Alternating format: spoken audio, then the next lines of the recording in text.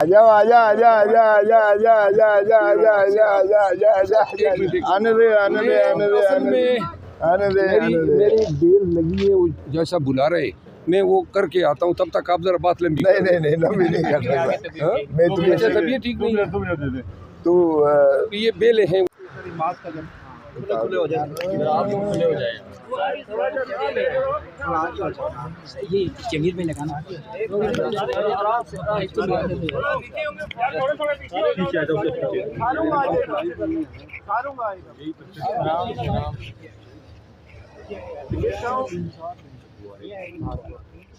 वैस भाई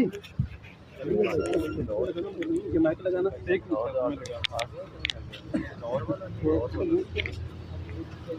फेल हो गई है यार, थोड़े पीछे हो जाओ सारे। और हम क्वेश्चन एक सनू लेके काम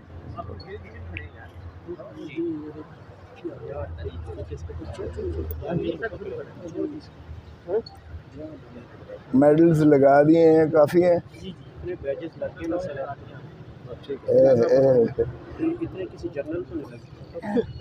चले सर, बिस्मिल्लाहिर्रहमानिर्रहीम।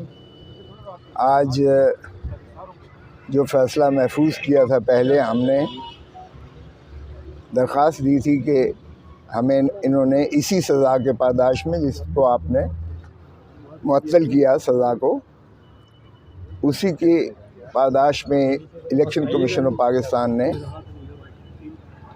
5 को फ़ैसला आप सज़ा का हुआ। उसने अपील की इंतज़ार नहीं की कि 30 दिन अपील के होते हैं, अपील का तो कम से कम देख लें क्या बनता है। 8 तारीख को उन्होंने खैर से उस बिना पर 5 साल के लिए नाअहली इलेक्शन में कर दी। हमने उस दिन भी कहा था जी यहाँ हाई कोर्ट की डिवीज़न बेंच को कि जनाब सिर्फ सज़ा को मुअत्तल ना करें, कन्विक्शन को भी मुअत्तल करें।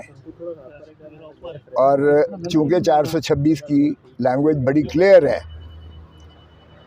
कि सेंटेंस को सस्पेंड करेंगे और द ऑर्डर अपील्ड अगेंस्ट।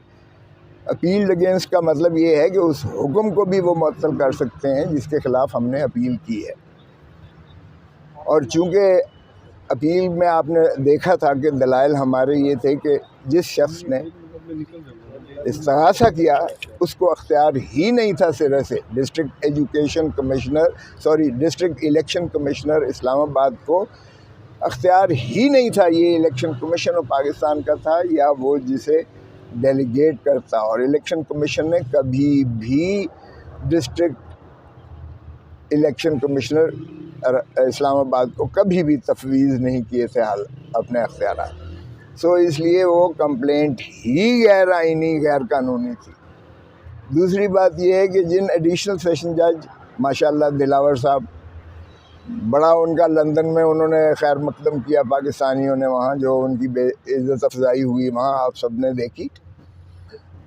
तो उनको अख्तियार समात ही नहीं था केस का, क्योंकि ये दफ़ा 190 ज़ाब्ता फ़ौजदारी के तहत और 193 ज़ाब्ता फ़ौजदारी के तहत ये मैजिस्ट्रेट के पास इस्तिगासा दायर होता और मैजिस्ट्रेट उसको देखने, जांचने, परखने और उसको इहाता करने के बाद ही ये फ़ैसला करता और भेजता अगर सेशन अदालत के लिए काबिल समात है। सो हमारा जो है, और फिर जो है इलेक्शन एक्ट के तहत ही ये जो ऐसी दरख्वास्त है जिसमें आपने डिक्लेरेशंस दिए हों और डिक्लेरेशन में कोई ऐसा तज़ाद हो या गलती हो या ओमिशन हो या जो भी हो, तो वो भी म्याद एक मुतय्यन है, उस म्याद के अंदर कर सकते हो आप। और ये फिस्कल प्रोविजंस जो होते हैं इनको स्ट्रेच नहीं किया जा सकता, इनको फैलाया नहीं जा सकता, इनमें तोसी नहीं की जा सकती है म्याद की। और ये तो कई सालों के बाद मेरे ख़िलाफ़ जो है इमरान ख़ान के ख़िलाफ़ जो है ये कंप्लेंट की गई। सो कंप्लेंट ज्यूरिसडिक्शनल इनकैपेसिटी थी, न सिर्फ दायर करने वाले की, न सिर्फ म्याद की बुनियाद पर, बल्कि जिस एडिशनल सेशन जज दिलावर ने समाअत की, उसको भी सर से अख्तियार नहीं था। और ये फ़ैसला जो है इसी बुनियाद पर कलअदम मुतसव्वर हो जाता है। बाकी चीज़ें तो मेरिट की तो एक तरफ रखें ना, कि हमें बार बार इन्होंने दरख्वास्तें खारिज की, बार बार अदालत आलिया ने फिर उन्हीं के पास भेजा, उनका एक अकाउंट निकला और उसमें उसने जो कुछ किया हुआ था इमरान खान के बारे में वो उसको दिखाया गया। उसने कहा हाँ ये है तो मेरा, लेकिन ये मैंने नहीं की इस पे। और जब FIA को रेफ़र किया तो FIR ने उनको उसको क्लीन स्लेट, क्लीन चिट देकर, यानी इरेज करके, फारिग साफ़ करके उसको कहा कि है ही नहीं। और वकील हमारे पेशियाँ भुगतते रहे। ख्वाजा हारिस को भी बुलाया गया उस केस में। और उसके बाद किसी एक पेशी पर दिलावर महमूद ने किसी एक पेशी पर ख्वाजा हारिस का इंतज़ार करना गवारा नहीं किया। हत्ता कि उनकी जो सफाई की दरख्वास्त थी उसको भी खारिज कर दिया गया गवाह बुलाने को, कि ये गवाह गैर मुताल्लिक हैं। ओ भाई, बगैर एग्ज़ामिन किए तुम कैसे कह सकते हो गैर मुताल्लिक हैं? और वो तुमने मुस्तरद कर दी। वो आज तक पेंडिंग है इस्लामाबाद हाई कोर्ट में निगरानी। लेकिन शुमी ये किस्मत क्या कहा जाए कि जब हम यहाँ आए और सुप्रीम कोर्ट में भी गए तो सुप्रीम कोर्ट ने फिर कहा कि ज्यूरिसडिक्शनल जो इनकैपेसिटी है इसको पहले तयन किया जाए, इसको पहले फ़ैसला किया जाए, क्योंकि बाकी मामलात आप उस वक्त तक हाथ भी नहीं लगा सकते केस को जब तक आप ये तय नहीं करेंगे कि आपको अख्तियार समाअत है या नहीं है।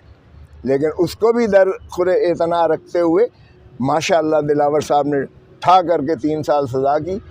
और उसके बाद जब यहाँ आए हम सस्पेंशन के लिए, तो फिर आपको इल्म है कि जिस तरह से तारीख़ें पढ़ी और फिर इस दौरान में सहूलतकारी हुई और इलेक्शन कमीशन ऑफ पाकिस्तान ने नाअहल करार दे के फिर इनको की ना को तस्कीन ना हुई, क्योंकि इन्होंने हुक्म दे दिया इलेक्शन कमीशन ने कि 1.5 साल पहले जो आपका इलेक्शन था वो कलअदम है।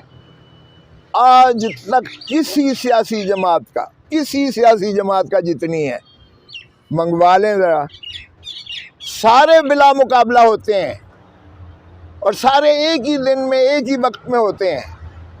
मैं खुद सेक्रेटरी जनरल रहा हूँ।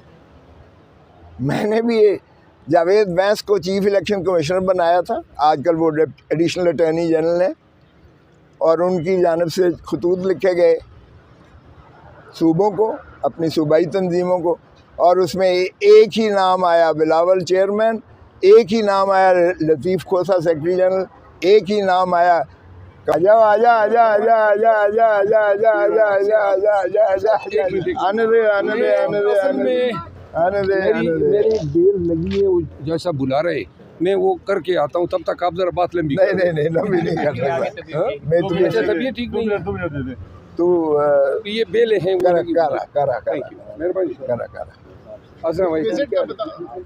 सर, शेर अफजल साहब को as a senior vice president मुंतखब किया गया है, क्या कहना चाहेंगे? बेहतरीन फैसला है ये? वो जो किया गया है उसमें तो ये सीनियर वाइस प्रेसिडेंट का इलेक्शन नहीं हुआ। वो जो इलेक्शन हुए हैं वो शेर अफजल साहब खड़े हैं तो अच्छी बात है, लेकिन मैंने नहीं देखा उसमें। वो पहले बिल्कुल इन्हें मुतय्यन किया था। नोटिफिकेशन हो गया। अच्छा, बहुत अच्छी बात है, बहुत अच्छे उम्मीदवार हैं, बिल्कुल इसमें कोई शायबा नहीं। अगर ऐसा हुआ है मुझे इल्म में नहीं। सुनने में आ रहा है खान साहब इनको बहुत पसंद करते हैं। ये बिल्कुल इसमें कोई शायबा नहीं है। और इन्होंने माशाल्लाह जो KPK में ने जिस अंदाज से मुतहर्रिक और फ़ाल किया है PTI वर्कर्स को, और जिस तरह से इन्होंने वहाँ बड़े पुरजोश तरीके से वो मूवमेंट चलाई, वो बहुत ही काबिल तहसीन है। और खान साहब उसकी KPK के बाद रात को लाहौर ने भी फैसला सुना दिया और बड़ी आवाम निकली है, PTI के झंडे कारकुन बाहर निकल हैं, तो समझते हैं कि अब पंजाब जो है वो नून लीग से निकलना शुरू